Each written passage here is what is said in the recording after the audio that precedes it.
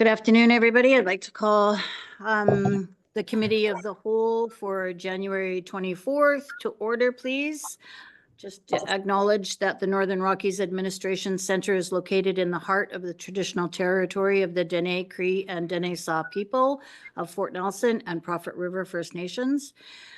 We further recognize the rights provided by our treaty. We also celebrate the contributions and the enduring presence of the Métis people in our region.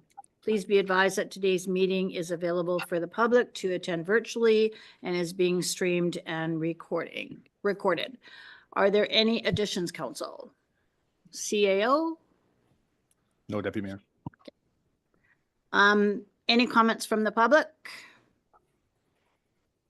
Okay, and just to be advised that we will be having an in-camera portion following the conclusion of this agenda. And it's a committee of the whole, so we don't need to adopt the agenda. We're just going to accept the agenda. Any opposed to the acceptance of the agenda? Seeing none, we will move to item 5, reports, bylaws, and policy, and I will hand it over to Scott.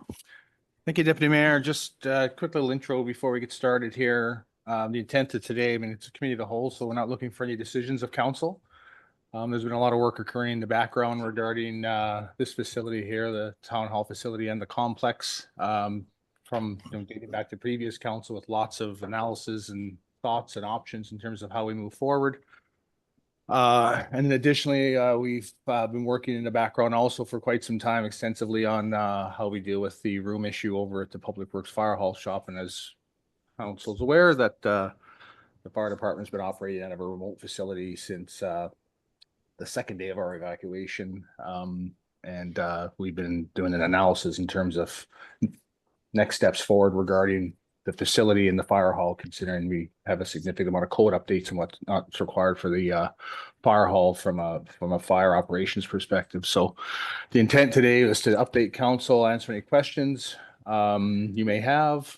Sean's going to present the town hall document, but it's a committee to hold. The intent is really to have some discussion and dialogue and possibly some guidance from council, get some flavor in terms of where your thoughts are moving forward. And then similarly with the Public Works Fire Hall shop, it's an update for council, and Harvey and Jasmine will be doing the update there and having that dialogue. So with that, I'll hand it over to Don, if you can come up and Okay, great. start there.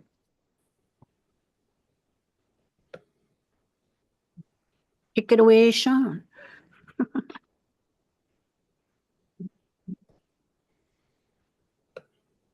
Afternoon, Dr. Mayor, Council. Thanks for the introduction, Scott. That kind of takes care of my initial comments with regards to looking for some guidance on the path forward. But as Scott said, no decisions today. So some of the background on this is, most of you are aware, we've had some reports in February of 2023 and in October of 2023, which gave an overall cost of the upgrades to the facility at that time at an approximate $26 million price tag, which at that time we decided to put a halt to the work, to do some more investigation to determine the best path forward. So we enlisted Airedale Architecture to do an option study for us to see the most feasible option. And out of that report came a recommendation that we stay in this municipal office from a cost perspective and cost analysis, as well as other upgrades that are needed for optimization of the facility. That report is it's being finalized as we speak. So once that report is completed, it will be shared with council. So out of that, the life cycle costs and the upgrades or renewal of components, Airedale gave a Class D estimate of approximately $13 million. That's for everything. And at that time, up until now, we have halted any of the renewals until we made a determination whether or not we were staying in this facility or leaving. So based off that, we do have some components that we'd like to discuss. Number one being the electrical system. Initially, it was thought that all the branch wiring system within the facility needed to be opened up and reviewed. We've since then done a more comprehensive investigation into that, and that has been revealed as not necessary. So other than our main feeds coming in, such as our transformer, which is currently in critical condition, the wiring within the facility is safe. It's okay. There are some minor upgrades that we will do with some of the electrical within the building, but our focus right now is on the transformer coming into the facility. So again, we've enlisted Airedale Architecture to help us with that. Reports dating back to the initial building condition assessment of 2019 noted that as critical at that time. So there is work right now happening with Airedale for design of a new transformer as well as a new electrical room for the facility. Part of that, we're collaborating with BC Housing on behalf of Grace Manor, speaking with Grace Manor as well as BC Hydro for a few different reasons. BC Hydro, we're trying to get an understanding if they will assume ownership of a new transformer when we install, because currently the existing belongs to the NRN. So we want to hopefully remove that from our ownership, pass it to them, so that they will be responsible for future maintenance and future failures if that happens. In relation to working with BC Housing, we're currently trying to get a cost sharing agreement developed with them for the entirety of the new transformer, the installation of that. They have also brought up the idea of a generator for backup because to my understanding and initial discussions with Laura Joyce, the representative from BC Housing, she has noted that they want to put a generator in to support Grace Manor. So there's an opportunity to kind of piggyback on that if we wanted to, put one larger one in to support the entire facility. So that's an option as well. The next part will be the accessibility upgrades that we wanted to look at. So as you're aware from previous reports, we have secured $100,000 in funding for the installation and construction of an elevator. However, that was supposed to end in January of this year. We did get an extension until January of 2026. Further discussions with the architect has kind of brought to the forefront that it wouldn't be just as simple as dropping in an elevator. The scope of that work is probably going to spread into areas such as corporate services. So there will need to be a review of that once we get to a certain part of design if we move forward with that. The cost for the design and consulting fees for an elevator right now sits at $162,000. That would include consultants to help with tender, building permits, construction, all that stuff. The last conversation I had with the architect, looking for a high level number to bring to council to give them an idea how much the overall project would cost. They advised that to be on the safe side, we would estimate at $1.5 million. And that's considering any possible scope creep as well, just from the elevator. But we would know more if we proceed with design. Once we get to a confirmed design, we would get a better understanding of that number. Can I ask you a question about the Absolutely. elevator? I was just looking over it. It's going to take up a substantial amount of space, right? So part of that 1.5 is relocating whatever we, I guess, bump or displace, thank you, from where it's putting in. Like Yep. that's what you mean by an all encompassing. Yep. Okay, perfect. Yeah, that is the scope creep that we're kind of talking about, because of, unfortunately, when you're making changes to a building like this, one small change has a trickle effect on other areas, right?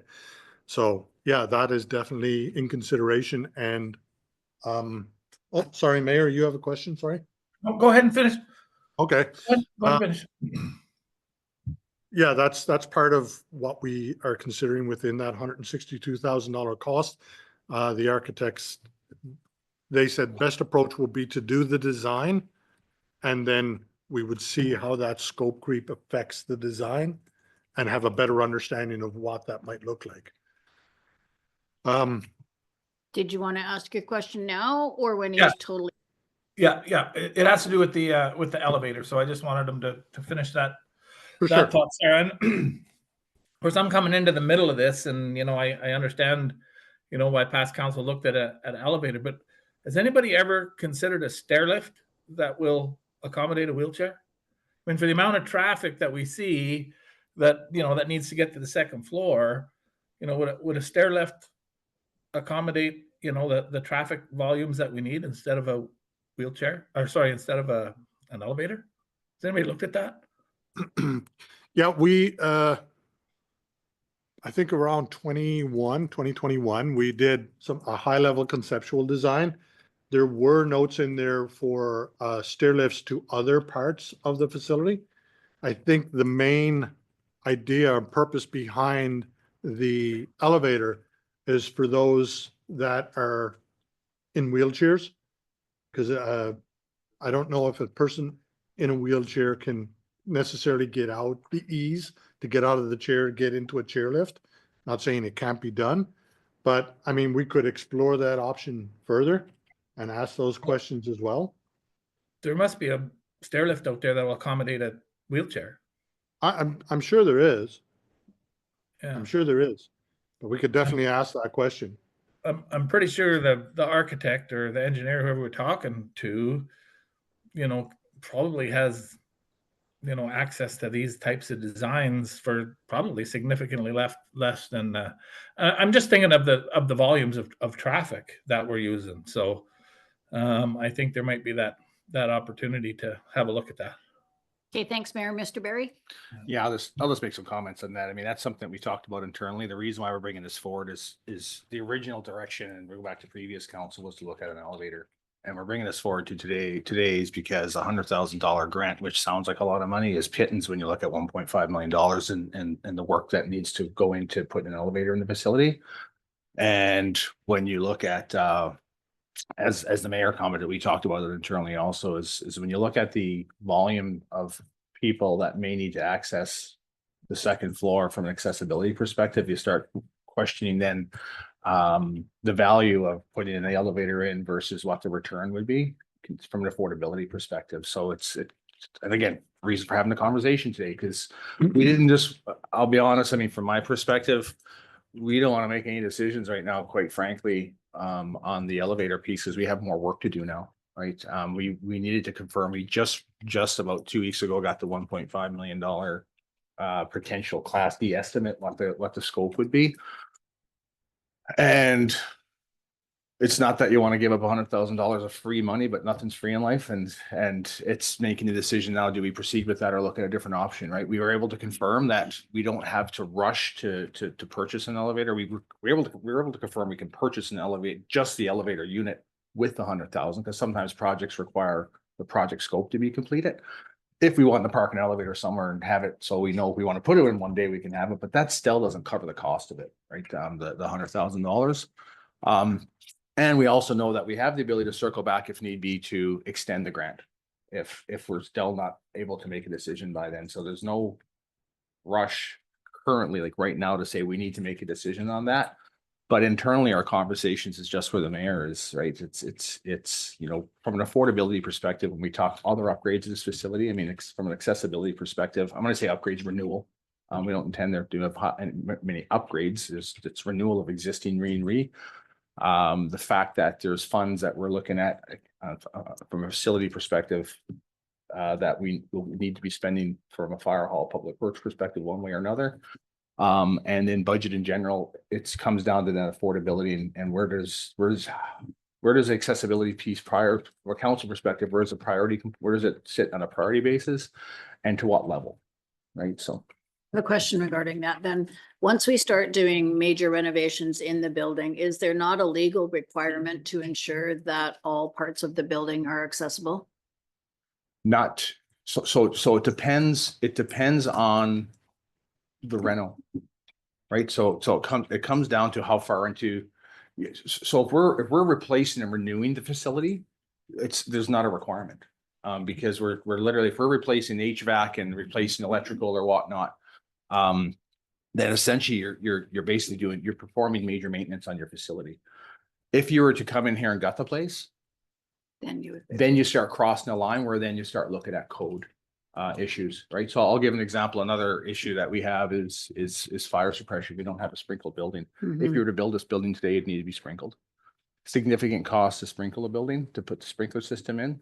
It actually costs more on our premiums, insurance premiums, to have a sprinkler system in here, because of the potential water Oh, damage right, you could yeah, have with a right. broken sprinkler line. With our initial conversations and our initial investigations.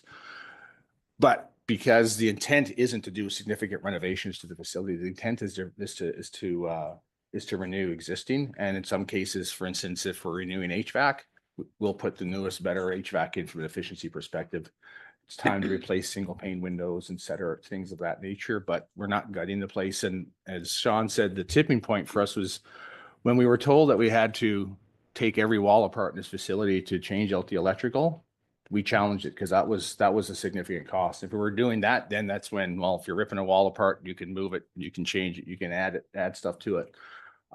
So we did, we challenged the consultants at the time on that, and then went ahead with our own investigations with certified people to do the flash investigations to confirm that outside of some of the panels, like electrical panels that need to be replaced or in process of being replaced, we don't need to rip the wiring is fine. So that changes the scope of work and was the tipping point essentially to say, you know what, it's not an extravagant job in the facility. It's more around renewal now.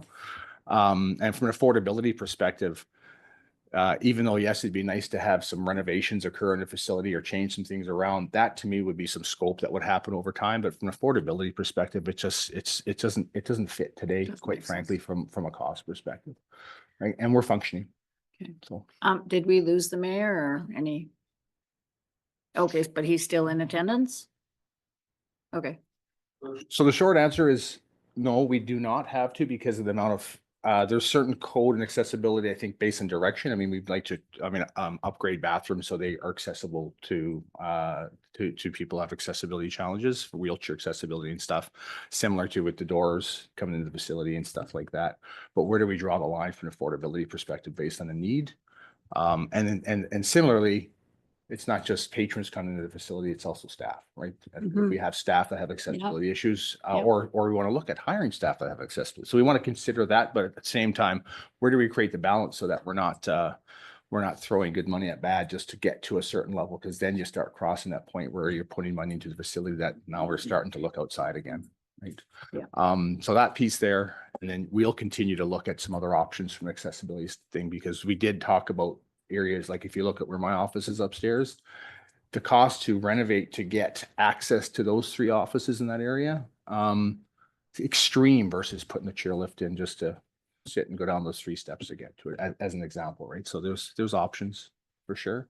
And the only challenge obviously with this particular stairway is the curve. the curve. Yep. But it might be in that another area access the facility and to get if you have to do that. So those things we will be investigating for sure. Because I'll just be honest, from my position, I don't foresee an elevator coming in this facility for those types of costs. It's just affordability wise, it doesn't really make sense at this point from my position. I wouldn't be recommended based on what I know today. I like those thoughts. Mayor, anything further to add on the elevator?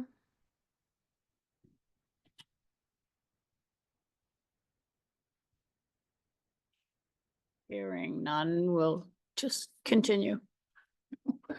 Okay, and so also to add to Scott's point there and to the mayor's question, there is no requirement by code for us to put an elevator in this building as it sits today, Okay. so. So the other thing we wanted to touch on was just the plumbing and the sanitary work that we've done. We did some investigation in 2023. and identified a need for some upgrades, so we were looking into that as well. There will be a forthcoming budget request, approximately around $150,000 to do some renewal to those lines as well. And future work with regards to the building envelope.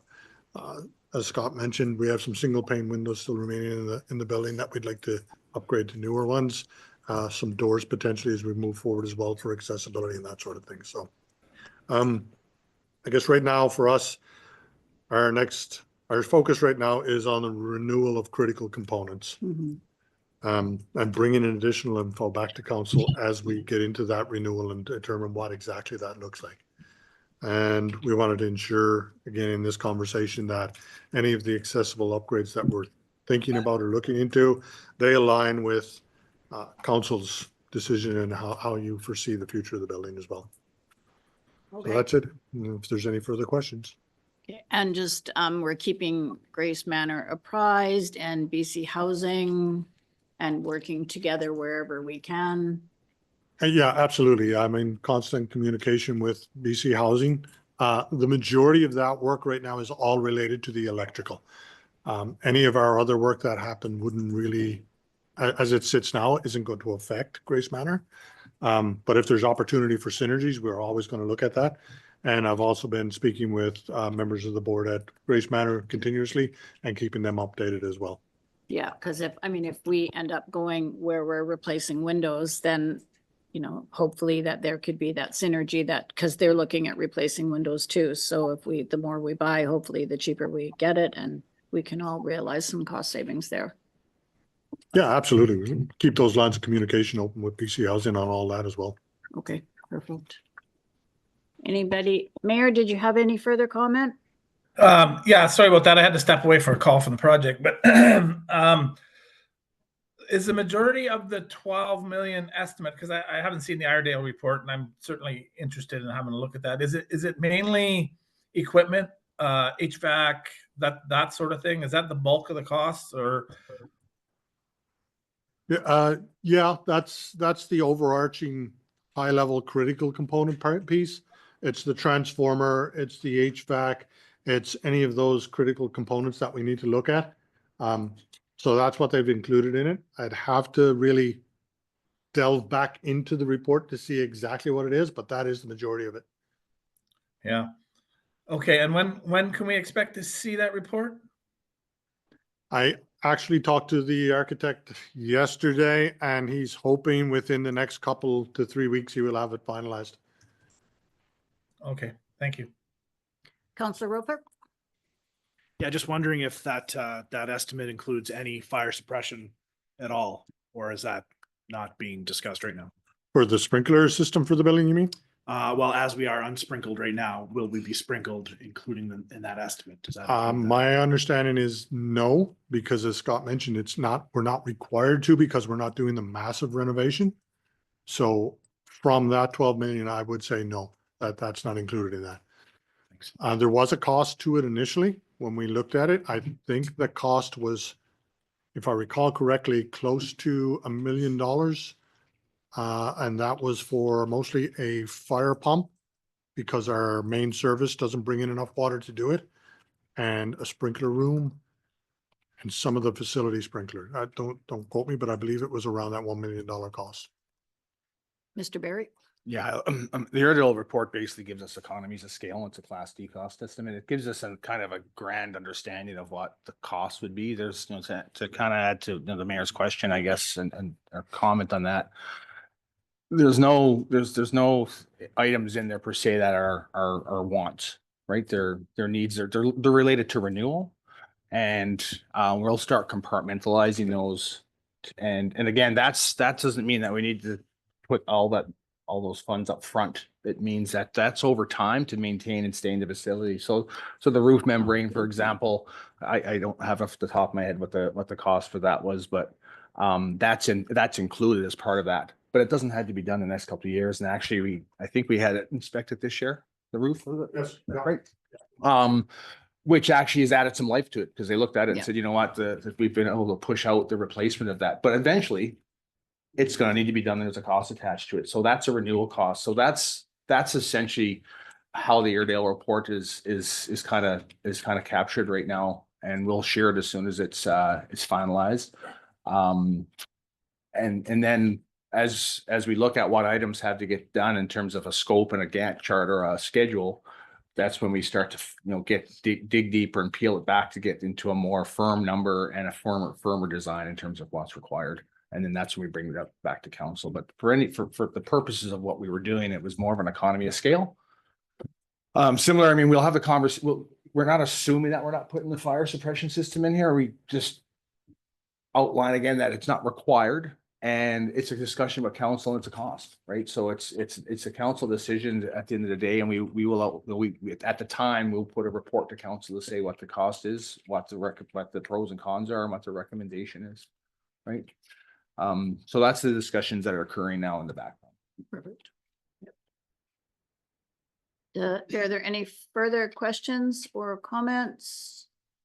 Seeing none, thank you very much. That Thank was you. a well-written report and a good presentation highlighting what we needed to know. Thanks so much. Thank you. Okay. So taking us to 5.2, our report on the fire hall public works facility updates. And Mr. Woodland, Jasmine, you joining now? Mr. Woodland, welcome. Always a pleasure to see you. Thank you, Mayor, Deputy Mayor, and Council. The purpose today is give an update on where we currently are with the Fire Hall Public Works building, the work that's occurring, and the future work that needs to happen. Of course, going through all this space has been always an issue with those two departments and sharing that space. And we're finding that as we go through the design piece and working on things, there's code requirements that the fire hall needs to follow, which they currently don't have in place, which the consultants are working on now. We are continuing to do work under the Invest Canada grant that was obtained a couple of years ago, and the foundation work occurred. The work we're continuing to do now meets the space of the facility. It's not specific to the fire department or public works, it's facility related.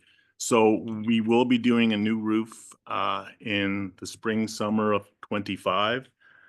New lighting will be going into all the bays, so it doesn't matter who's in there, the lighting will be increased. All those things are coming from that Invest Canada fund. The lighting piece also has given us a grant from BC Hydro to help offset that as well. So that was a great thing. We're looking in now to replacing all the tube heaters in all of those bays. And that also is eligible for a Fortis grant. So we will get money on top of that again. So we're working on all that. The new generator that's gone in has an auto transfer switch now. Doesn't matter who's there. When the power goes out now, there doesn't need to be someone there to actually manually go throw that. So it works really well for the fire department because if they're on scene and there's nobody around, the generator still will kick in and the comms and everything still will be operational. So those pieces are occurring right now. There won't be enough money in the Invest Canada fund to complete everything. And as we understand the scope of work that the fire hall will need, because everything for the fire hall has to be looked at. The upstairs living quarters, the bedrooms and all that doesn't meet quote code right now for egress and certain things. The admin area needs to be changed somewhat. And then of course the stuff we need to do for contamination and all that with the dirty room, clean room needs to be looked at as well. So once we have those projects by the consultants, we will be able to get a cost for those and then come back to council and inform council of what those would look like. So all that's occurring right now. We still need to address that temporary trailer that was put in for the Public Works administration team in 2004, which was a temporary measure, but now we're entering year 21 on that. So we need to address those kind of concerns as well. So that will all be a part of what the consultants will come back with. Also, a part of that, because of last year's wildfire and the vicinity to the town, and everybody knows we had to move the fire department because they were in jeopardy of losing that space. And it wasn't a shelter in place area. At that time, I think on day 2, the Cameron building became available to be able to put our fire department down in that location. The agreement with that owner was very favorable to the NRRM with just some minimal cost for monthly utilities. But if, no matter what we do, whether the fire department uses that building, which will take up most of the space, the Public Works Department will be squeezed out. We will still need to look for a place for the Public Works Department because of the code changes we need to make. Sorry. These code changes, is it something that we've just haven't been following and now there's been I think legislation as passed down, new, we I have think as to? new buildings were starting to be developed and built, and understanding what those things meant for the firefighters themselves. So coming back with their garb on after being at fires or whatever incident that is, and the carcinogens and all that stuff that would be on that clothing, they just can't come back and do it all in the same space where they would get dressed to go out to the scene. So we need to take that into consideration and give them those areas so that they can go in and remove all that, clean it and whatever else needs to be done, do their shower, and then access a space that's clean and not bring that through the whole facility. Because if you're tracking it in one area, it'll just go everywhere. So we need to take that into consideration now. Understood. I'm more of, I guess my question would be, if we're not relocating anybody, are these still code measures Yes. that have to We be have to followed? do it no matter what. Okay. It's Yeah, a no, must no, have. that's like if nobody moved, if we'd still be having the We same still conversation have about to have this conversation because that building would need to meet those needs. Right, not like with our town hall where. we No, can- no, right, different, it's different, Right, different, okay, just making sure. different scenario altogether. This is a must have we need to do. Mr. Barry? Yeah, I think, just to clarify, we're not necessarily talking building code changes. We're actually changing, we're actually talking standards, right? So standards that have good point. increased or changed through the years. And they haven't been, the changes haven't occurred with time, and we're at a point now where we need to make those changes. So when you talk about a clean or dirty room, Health and those are safety standard standards. change. So you start talking health and Okay. health and safety related to the fire code and NFPA standards and whatnot. So the challenge is if you put a clean room and a dirty room into the facility where you, as Harv said, you have to be able to have that space where you tear down the bunker gear you have on, you just came out from the scene, and you have to have the ability to separate that into a clean room. So then you can go in and those requirements need to meet, and to build that, we're taking up space that we already have short supply, right? So we're taking bays essentially out of the public works, as there's no more room to expand within the fire department. Similarly, from a life safety perspective, we need to have certain things in place for the dorm upstairs at the existing fire hall. Which requires certain burn ratings in terms of separations from the bays to that, which again, those changes have occurred, but they're not changes over time. And they're not changes we're willing to not advance with. We need to do them, right? So those are things that we just are essentially non-negotiable. But the challenge, as Harv said, is you do that and you make those changes, you invest a significant amount in that facility, and then we've just created more of an issue that's in place today for the public works facility. So as he'll get into that, that's why when we look at where the current location is in the Cameron building with the fire department is not an area, it's not something that we looked at the time of the evacuation.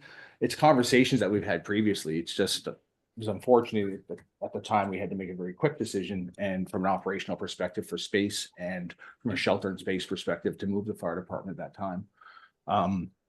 But now we're discussing what's the next step, because as based on where we are and having these conversations with council, does it make sense? We made a decision not to move the fire department back yet because, well, we left them there until the end of the fire season because risk was still there. There's a chance the risk will still be there going into this season. And even if they were to return back to the fire hall and we were to do the upgrades, we need to move them out to do the upgrades because there's so much work in the scope, they wouldn't be able to work around it. So that's all the things we're balancing. So now it comes down to a cost benefit analysis. Where is the best place to invest to get the best bang for the buck? And as Harv said, we're in the process with this grant that we received, which is actually linked to fire halls, but the work that's occurring in the facility as a whole benefits the facility. So the end user, it doesn't mean that we have to undo something that we've done from a grant perspective. We're looking at things that had to get done, but will benefit whoever the tenant is in the facility. Thank you. Sorry, I wasn't clear enough on that in No. my explanation. It's good to have these discussions because there's a lot of moving parts. Councillor Roper? Would there be less to do to that facility if we made the decision for the fire department to stay in the Cameron building and for Public Works to take over? the entirety of Public the Works space? requirements for that building are much less. I think one of the big things we'd have to do would be open up a bay door from the 12 feet to the 14 feet for a grader to be actually drive in adequately, we'll call it.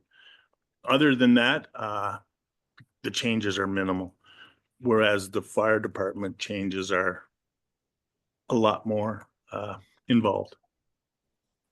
With that in consideration, the Cameron building, is there any work that needs to be done there to make that a proper fire hall facility? Yes, there is. So that's the piece the consultants are working on now. Reconfiguring some of the admin space to incorporate those rooms that are required. That can be done. So they're working on that piece now. The SBCA room needs to be there, but there's a space that just got to be modified somewhat. There's some more bay doors that need to go there because there's not adequate enough doors right now. All those costs are significant, and the consultants will come back with the cost scenario of what those costs would be for the current fire hall and that new building. The cost could possibly be for the Cameron building.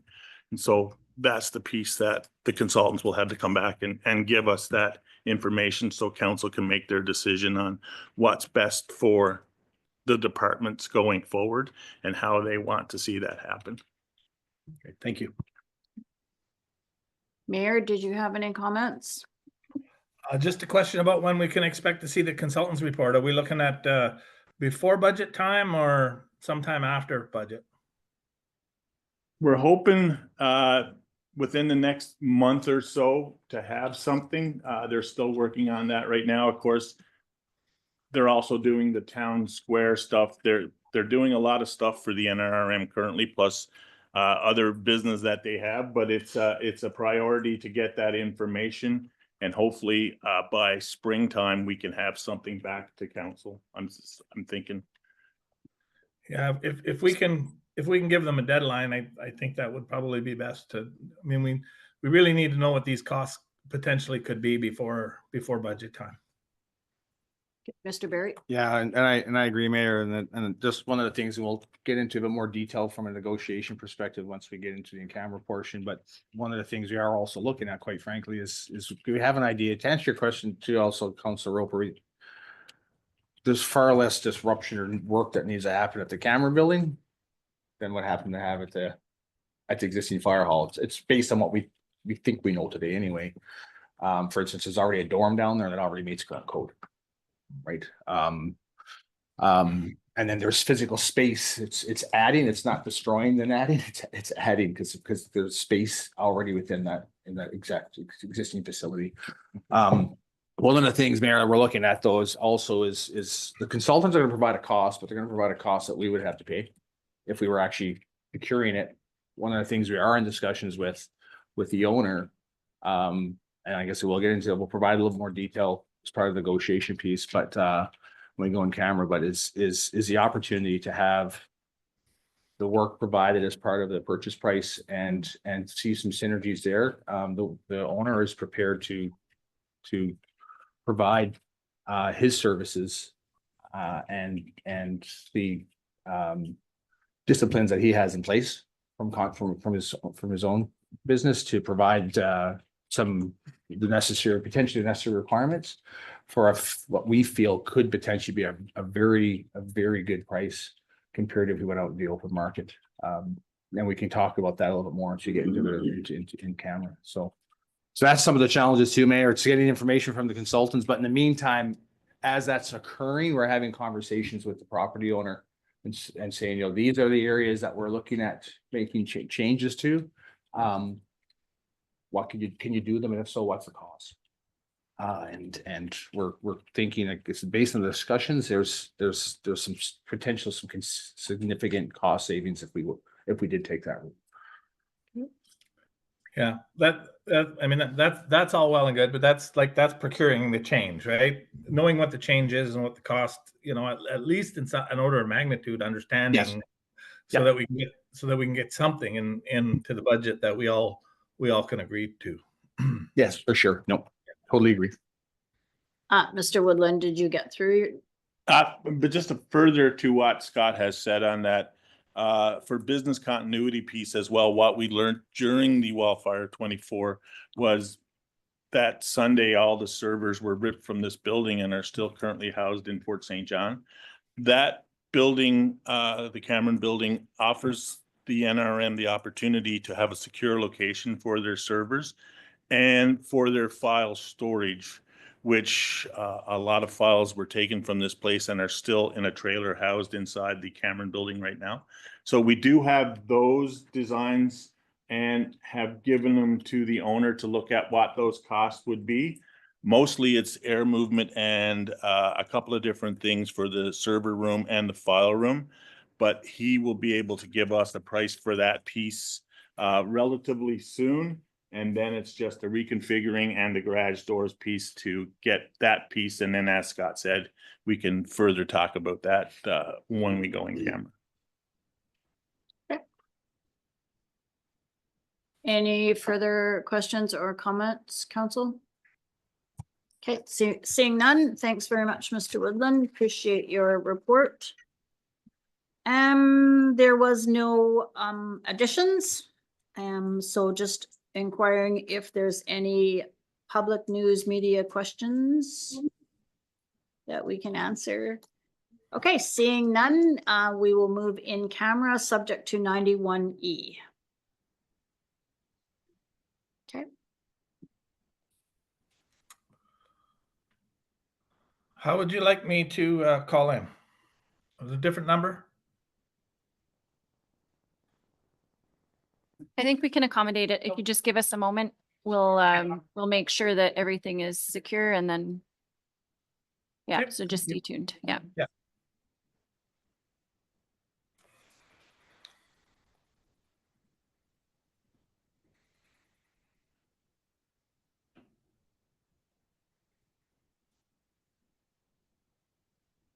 The regular.